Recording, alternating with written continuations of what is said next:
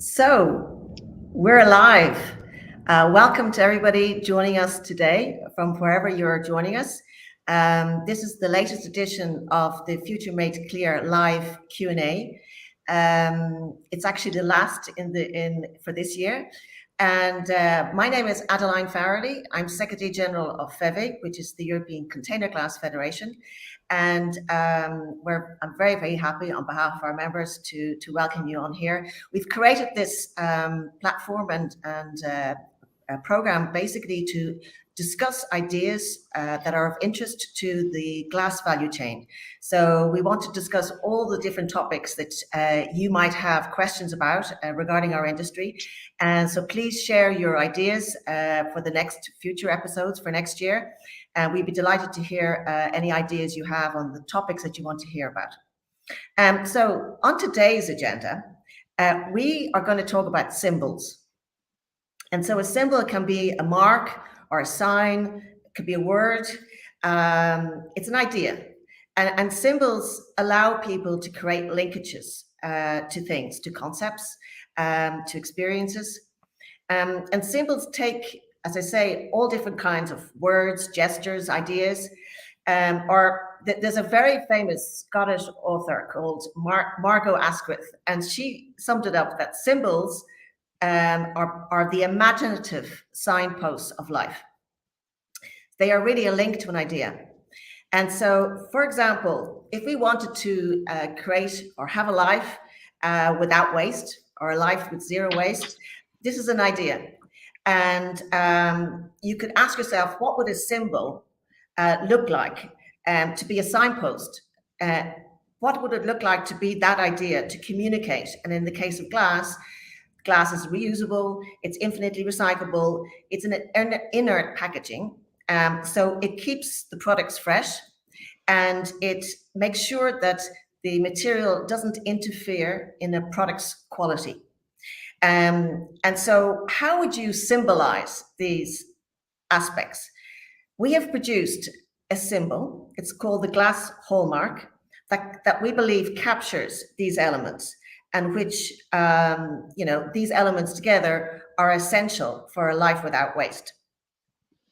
And today, I'm very pleased to welcome two innovative and creative brands who saw an opportunity in the marketplace to build new products, products that were an expression of their values and which were also, in fact, among the very first brands to use the Glass Hallmark symbol on their packaging, symbolizing their commitment to waste prevention. And so we're going to hear their stories today. We want to know what inspired them to create the product in the first place, and what is the role of packaging in supporting their product, in telling the story about their product. But before I start on the questions, let me introduce you to, first of all, Fabiano Toffoli. Fabiano is a master brewer and he's co-founder of 32 Via della Bere. And I'd like to welcome you. Hello, Fabiano. Thank you for the invitation. Thank you. And next we have Alexander Stur, who is co-founder of Cruise Group, and pleased also to have you with us today. Hi everyone. Thanks for inviting me. Just a reminder of the audience, please send us your questions. You can post them on the LinkedIn channel, and we'll try to handle some of those at the end of this session. So let's get started. Let's find out about these brands. Fabiano, I'm going to start with you. 32 Via della Bere was born from a shared vision, actually, among friends. And all of you come from very different backgrounds, but you had a common dream to create a new way of making beer. So can you tell us a bit more about this vision? Yes, since the beginning of our history, me and my partners, we have immediately excluded a traditional way to present our beer. For example, with monks, beer styles, Gothic character like in Germany and so on. For us, our competitor was the good wine destined for curious people. Our recipes are a mix of brewing cultures from different countries, and our raw materials come from Italy, Belgium, and Germany. We have a taste in our mind, and we combine them to achieve it. We also give a great importance to quality of our product. Step by step along our path started in 2006. We select the best raw materials and processes aiming at genuineness of the product. We received many certificates that recognize the quality of our products. One of them, slow brewing, guarantees we brew slowly and that we respect time, the necessary time to get a good beer. Yeah.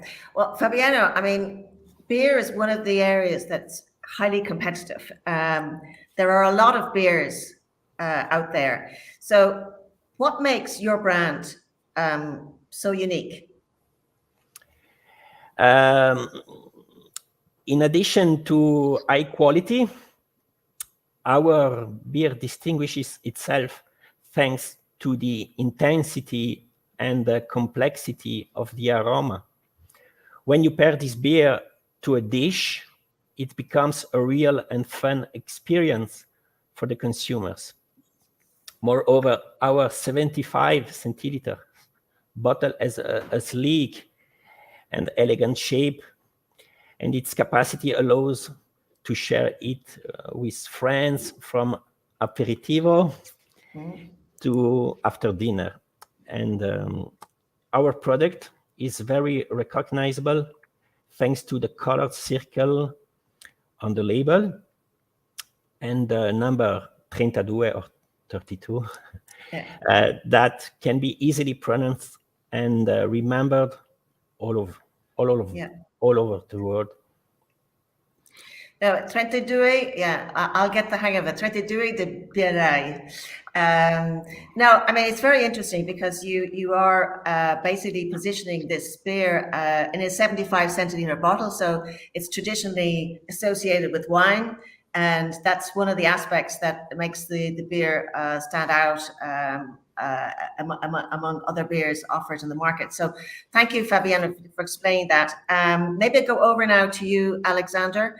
The Cruise Group is a global functional foods manufacturer. I know that you have more than 20 brands in your portfolio with some very big successes like the Vigo kombucha. Should probably tell us more about kombucha. So in your case, what inspired you and your co-founders to build this brand, and what sets you apart? So Adeline, thank you for the question. I'm Alexander, one of the founders of Cruise Group. So I'm gonna give you a brief story of how we came up with the idea of making kombucha and explain what's kombucha. So we were together with another co-founder. We've been sitting at the restaurant. It was 2015. We've been enjoying a fine quiche in the city of Poznań, Poland. And we've been looking at the shelf of other products, refreshing products, and all those products on the shelf were the artificially carbonated or artificially sweetened, offering only one proposal for the customers, which was obviously the refreshing. So we started brainstorming how we could improve that. Maybe if we could launch some business. So we started talking how to improve it and how to improve this competitive edge and this offering for the customers, except the refreshment, of course. So at the time I was living in California, where kombucha was very popular. The first kombucha ever launched in the retail chain was in 1997. So the popularity in the United States was quite astonishing. So I started connecting the dots. And maybe to some of the viewers who don't know what's kombucha, maybe I briefly explain. Basically, it's like imagine you're making yourself a tea. You put some tea in your cup. You're adding some hot water. You wait until it's brewed. Then you put some sugar on. You wait until it's chilled and gets a little bit colder, and then this is the fun part. You're adding a mushroom, a SCOBY. We call it a SCOBY. This is the acronym for the symbiotic colony of the yeast and bacteria. So you put it for some time. In our case, it's from 2 to 10 days, and basically what it gives, it gives a fermentation. It brings the probiotic content. It brings good acids to your fantastic tea. That's why we were able to achieve the second pillar. I mentioned briefly about the refreshment that other products offer. But here with kombucha, we could achieve something else, which were the pro health benefits.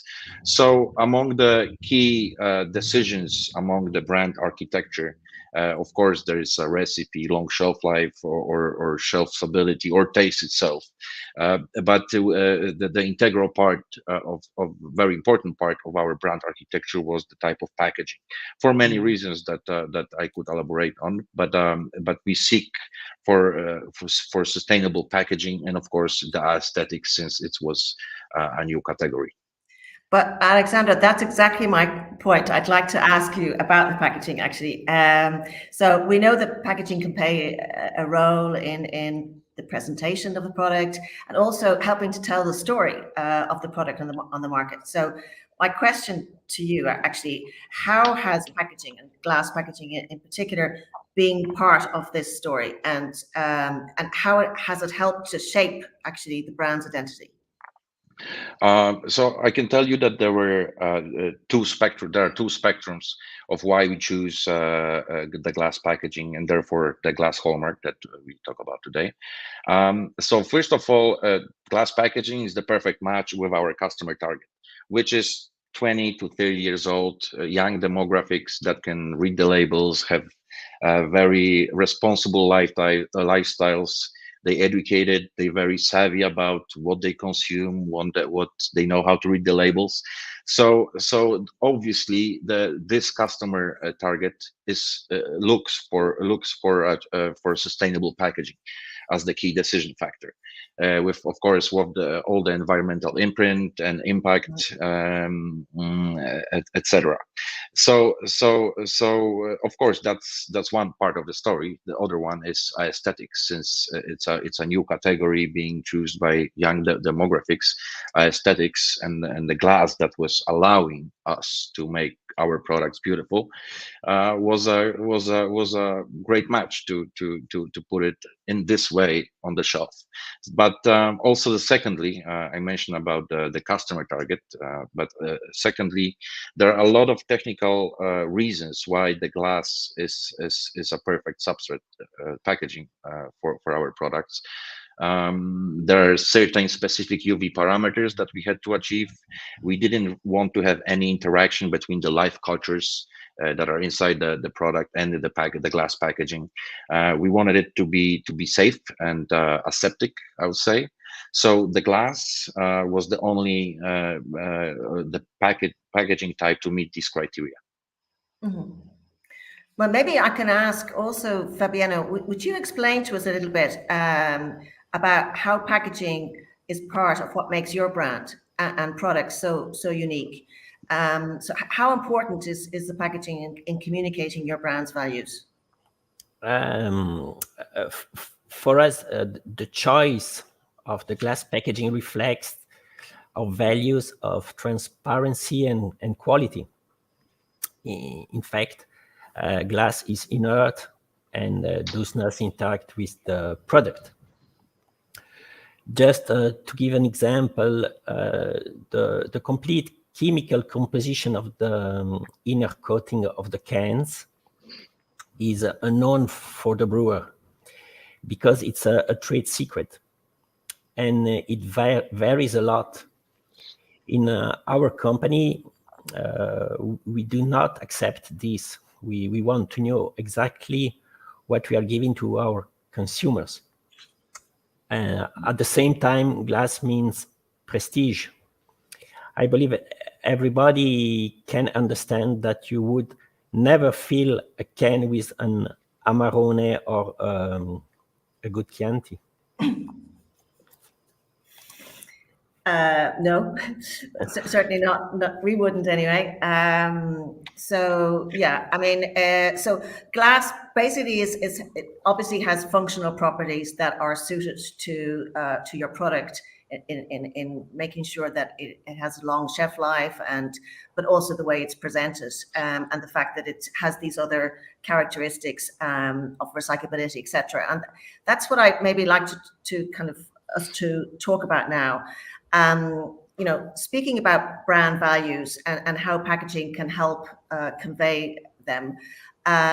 Both of you, earlier this year, you were the first brands. In fact, that among the first brands, you decided to integrate the glass hallmark symbol in the packaging, in the glass packaging for your products. And maybe for those who are not familiar with the project, the glasshallmark.com is a B2B communications platform. It's part of our Future Made Clear vision. And the idea behind it is to engage with customers on health, taste, design, and sustainability. And so a component of this platform is a symbol which we created that depicts glass's infinite reusability, recyclability, and also its inertness. So these three ideas are represented in this symbol. And it helps to sort of remind consumers that glass is actually this endlessly recyclable, food-safe packaging. And it can always, because it's inert, it can always help protect the products. So it's really a symbol, we believe, towards a more sustainable future to end waste. So that's what the symbol is about. And I would like to just ask both of you, and Alexander, I'll start with you first. Why did you decide to implement the glass hallmark in your product's packaging? Thanks, Adeline. So maybe I'll give you the brief story how the partnership started with OI and the Glass Hallmark and FIVA. So I remember we had a great show at food show at Anuga in Köln, and at the time we met the representatives of OI. I believe they might be on this live call. So hi guys. So we started talking about the kombucha. They were already familiar with the concept since they were from US. So we started talking and we started estimating. And I believe the first information, very nice information that we received was that we were able to have better parameters from our existing bottle. So we achieved 4% of total weight reduction, while at the same time we were able to increase the bottle capacity from 300 to 330 ml. Therefore, we were able to reduce the carbon footprint, which our customer loved because we widely communicated it, but also leverage the cost of transportation. So that got us a lot of surprise reactions coming from various purchasers across the retail channels. But to answer your question, maybe put it in the structure. We choose it for three reasons. The first one is sustainability, of course, recyclable or upcyclable product. Together with we strive for a good partnership with OI, so it was also in line with our target audience and the values that we're seeking for. The second thing, I think, what's Glass Hallmark for us is I think it's well, I'm sure it's about integrity. All the safe features, all the probiotic safe environment, microbiological safety of the products, the quality, the reliability. This is what our customers, and of course us as the manufacturer, we wanted to offer. And of course, the distinctiveness. This is the new category, kombucha in Europe.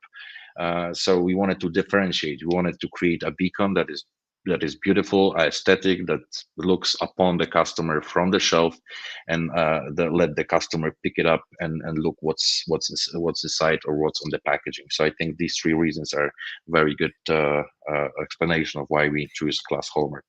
And actually, I believe that we're going to be able to show some imagery of those products actually on the LinkedIn channel as part of this session. Maybe Fabienne, could you answer the same question? So, what about Biraya 32?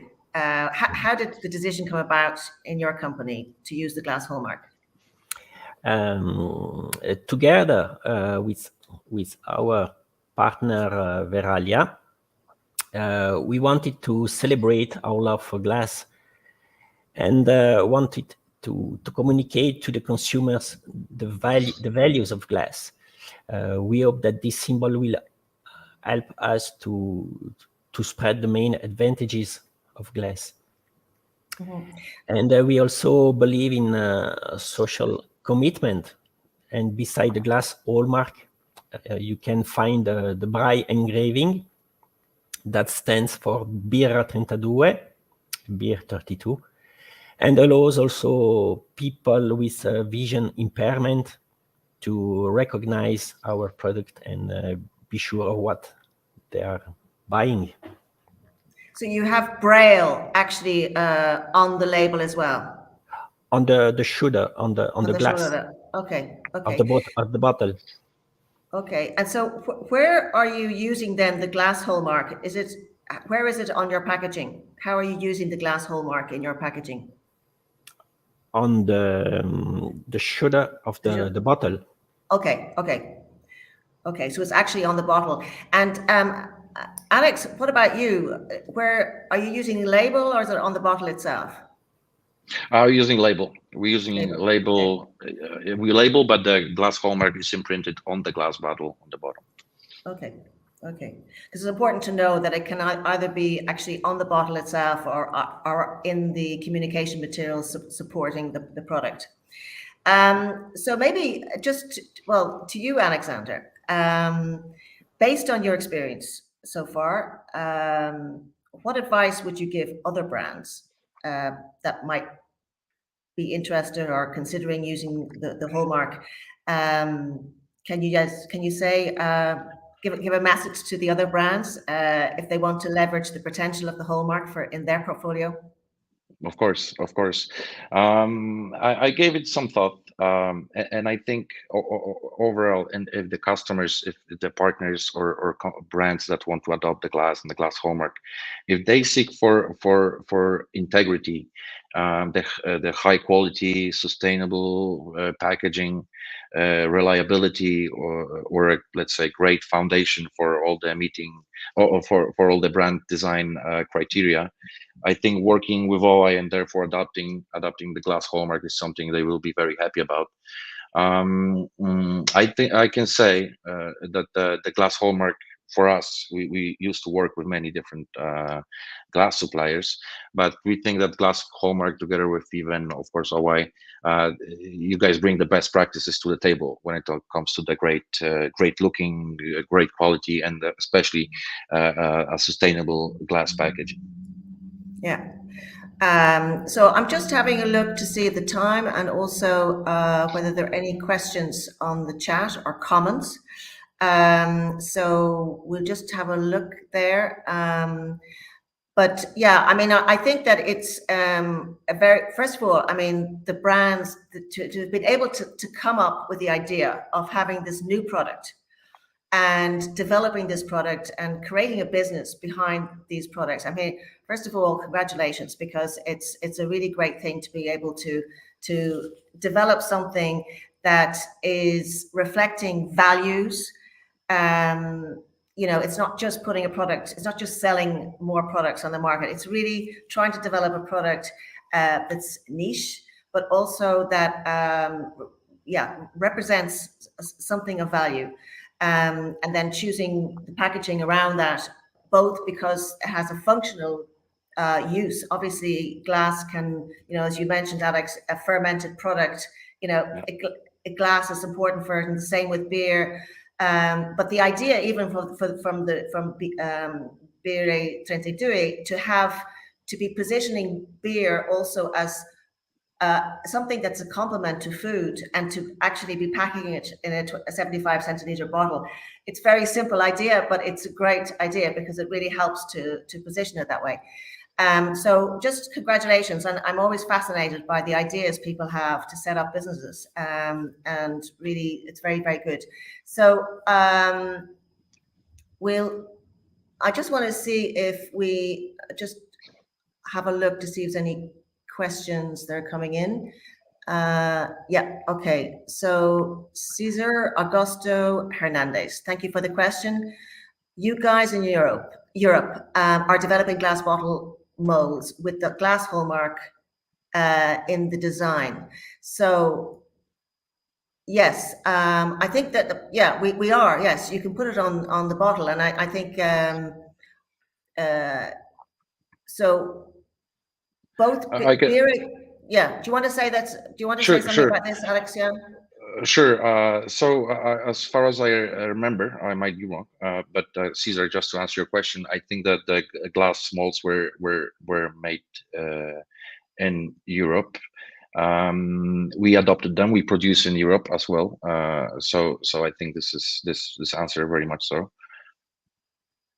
Yeah. So, but I think beer, that's what we just mentioned earlier, Fabiano. You actually have the hallmark actually on the bottle, which means the mold had to have the hallmark in it. So it's actually on the bottle itself. So yes, we are producing that for companies.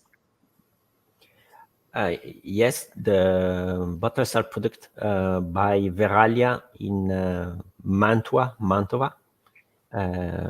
And the glass hallmark is engraved on the shoulder of the bottle. Yeah. So I think, yeah, I mean, the glass hallmark can be used actually. It can be engraved on the bottle via the mold, but it can also be used on advertising or documentation that's accompanying the product as well on the label. Are there any other questions? I'm just going through to see if anything has come in. No, I don't think there's any more questions. So, well, let me then, we're right on time, in fact. So we've 3 minutes to go, and I would maybe just like to thank you, the audience, for your time. My friends here, Fabiano and Alexander, for your time. I think it's definitely interesting always for brands to hear from other brands about their stories and their attitude towards packaging. I think that we have heard from two very innovative brands that are operating in very competitive markets. And they have been able to successfully position themselves through the products, first of all, that you have invented and created, but also the packaging you've chosen, and you're really committed to reducing your impact on the environment. The Glass Hallmark has been adopted by these two brands on the packaging, which really helps to further strengthen the messages that these brands are communicating on sustainability, that they have adopted the hallmark to express the choice for an infinitely recyclable and inert packaging to help reduce waste. And these are really two elements that are essential for life without waste. So I want to thank the speakers again for your insightful contributions. Thank you, Fabiano. Thank you, Alexander. Thank you. And thank you very much. And maybe just as I want to wrap up by telling you about some research. So we have published a recent study on what consumers think about packaging.